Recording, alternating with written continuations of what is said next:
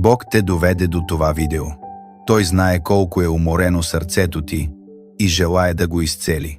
Нека спрем за миг и прочетем до края. Преживял си толкова много през живота си.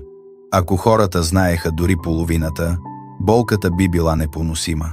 Ти споделяше радост и трудности с другите и ги обичаше дори в най-тежките времена.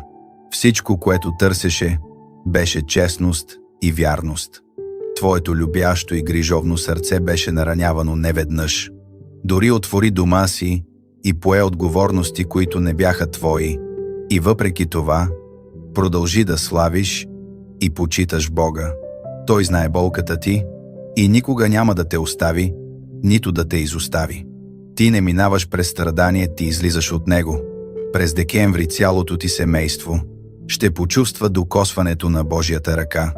Нека всички, които с вяра напишат Амин, през декември да видят с очите си благодатта, която Бог е приготвил за тях.